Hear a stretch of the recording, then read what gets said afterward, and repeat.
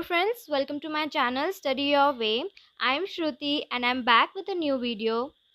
In my previous video, we saw the introductory part of chapter number 1, The Rise of Nationalism in Europe of History, and from this video onwards, we are going to see the topics which are included in the chapter. These are the topics which I told you in my previous video. So before getting into the video, I want to tell you something, that if you guys are noticing something in the title written like h1.l1 in the previous video, and in this video it will be h1.l2. So this is just a sequence number which I am following for the sequential arrangement of my videos. So h1 is just history chapter number 1, and .l1 means lecture number 1, 2, 3. So as soon as the videos are going to come, the L1, L2, L3, the sequence is going to increase. This is just because if you guys want to search my channel and a particular video, lecture number 1, 2, 3 of particular subject, then you can just type h1.l1, l2, l3 and the channel name, and you will get the particular video there. So let's get into the video now.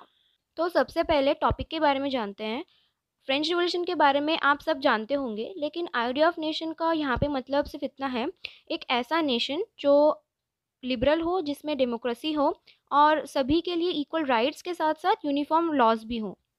Class 9th में आपने देखा होगा कि French revolution कैसे start हुआ, जिसमें हमने देखा कि जो फ्रांस के किंग थे लुई 16, वो फ्रांस में टैक्सेशन बढ़ाना चाहते थे। इसका रीज़न ये था कि लगातार वॉर्स की वजह से उनका जो राजकोष था वो ख़त्म हो रहा था। बट फ्रांस के ट्रेडिशन के हिसाब से जो किंग थे टैक्सेशन के मामले में अकेले डिसीजन नहीं ले सकते थे, तो इसीलिए उन्हें जो 3 एस्टेट्स थे फ्रांस में, उनके एस्टेट जनरल्स की वोट की ज़रूरत पड़ती थी। यहाँ पे एस्टेट का मतलब है सोशल क्लासेस, और फ्रांस में जो सोसाइटी थी वो 3 क्लासेस या 3 एस्टेट्स में डिवाइडेड थी, जो थी क्लर्जी, नोबिलिटीज़ एंड कॉमनर्स। क्लर्जी में वो लोग आते थे जो रिलीजियस ड्यूटीज़ या एक्टिविटीज़ परफॉर्म करते थे या स्पेशली रिलीजन से जुड़े होते थे। नोबिलिटी में वो लोग थे जो किंग या क्वीन के ब्लड रिलेटिव्स थे या सोशली और पॉलिटिकली प्रिविलेज थे, और जो बचे कुचे लोग थे वो कॉमनर्स में आते थे, यानी कॉमन पीपल। तो टैक्स इंक्रीज़ करने के लिए इन्हीं एस्टेट्स के एस्टेट जनरल्स का वोट चाहिए था। बट आप जानते हो कि जो कोई टैक्स अगर पे करता था फ्रांस के अंदर, तो वो थर्ड एस्टेट के लोग थे। तो जब डिसीजन का टाइम आया तो बाकी के जो एस्टेट जनरल्स थे उन्होंने अपना वोट किंग के फेवर में दिया। बट कॉमनर्स इससे खुश नहीं थे। वो चाहते थे कि हर एस्टेट में जितने भी लोग वहाँ पे प्रेजेंट हैं, हर किसी को एक एक वोट मिले, ना कि सिर्फ एस्टेट जनरल को। लेकिन अगर ऐसा होता तो जो डिसीजन की पावर्स थी वो ऑटोमेटिकली कॉमनर्स के हाथ में जाती। तो किंग ने इस बात से साफ मना कर दिया, और इसी बात पे कॉमनर्स ने वॉकआउट किया, और इसी बात के चलते किंग को भी डिथ्रोन किया गया। तो अब ऑटोमेटिकली जो सिटीजन्स थे वो ये समझने लगे थे कि ये सब जो फ्रांस में हो रहा है ये फ्रांस की डेस्टिनी है, और डेस्टिनी ये चाहती है कि फ्रांस को लिबरेट किया जाए फ्रॉम डेस्पोटिज्म। डेस्पोटिज्म का मतलब है तानाशाही। इन्हीं सब पॉलिटिकल इश्यूज़ की वजह से फ्रांस में फ्रेंच रिवॉल्यूशन की शुरुआत हुई, और जो नेशनलिज्म का कॉन्सेप्ट है वो सबसे पहले फ्रेंच रिवॉल्यूशन से ही स्टार्ट हुआ 1789 में। नाउ अगर रिवॉल्यूशन करना है तो रिवॉल्यूशन करने के लिए सिटीजन्स को एकजुट करना ज़रूरी था। तो इसके लिए फ्रेंच रिवॉल्यूशनरीज़ ने बहुत से एक्टिविटीज़ थी, जिनमें से कुछ है, they adopted 2 ideas of la patrie and la citoyen, ताकि वो जो सिटीजन्स थे फ्रांस के, उन्हें यूनाइटेड कम्युनिटी की इम्पोर्टेंस समझा सके। New revolutionary tricolour flag was adopted, A state general was elected for national assembly, new hymns were compose. Hymns का मतलब होता है रिलीजियस सॉन्ग्स या ऐसे सॉन्ग्स जो डिवोटेड हो गॉड को। ओथ्स वर टेकन, ओथ्स का मतलब है शपथ, यहाँ पे कुछ शपथ ली गई होंगी रिवोल्यूशन के चलते।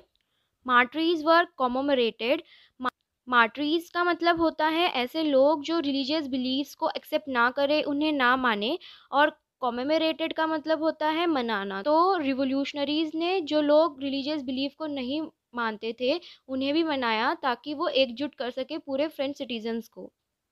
Centralise administrative system was put with uniform laws and equal rights for all. Internal custom duties को हटाया गया। रीजनल डायलेक्ट्स जो थे उनको हटा के फ्रेंच लैंग्वेज को एक नेशनल कॉमन लैंग्वेज बनाया गया। बट वो लोग फ्रेंच कंजर्वेटिव्स को कन्विंस नहीं कर पाए, जो कंजर्वेटिव चाहते थे कि डेमोक्रेसी मोनार्की के साथ आए। अब जैसे जैसे फ्रांस में होने वाले इवेंट्स की न्यूज़ बाकी सिटीज़ में पहुंच रही थी, वहाँ पर जो एजुकेटेड मिडिल क्लास थे उन्होंने जैकोबिन क्लब्स की शुरुआत करी। लेकिन कुछ टाइम बाद जब रिवॉल्यूशन और डेमोक्रेसी की पावर कम होने लगी, तो जो कंजर्वेटिव्स थे उन्होंने नेपोलियन के साथ मिलके मोनार्की वापस लाई। तो नेपोलियन के मोनार्की में वापस आते ही उन्होंने कुछ रिफॉर्म्स किए जो उन्होंने ऑलरेडी फ्रांस के अंदर इंट्रोड्यूस किए हुए थे। बट उसके साथ ही उन्होंने कुछ प्रिंसिपल्स रिवोल्यूशनरीज के एज इट इज़ रखे, ताकि वो एक रैशनल और इफ़ेक्टिव सिस्टम बनाएं। आगे है सिविल कोड ऑफ 1804, जिसे हम नेपोलियनिक कोड भी बोलते हैं। वो आया तब कुछ चेंजेस हुए। तो उसमें जो चेंजेस थे वो थे, जो प्रिविलेजेस बेस्ड ऑन बर्थ दिए जाते थे उन्हें हटाया गया।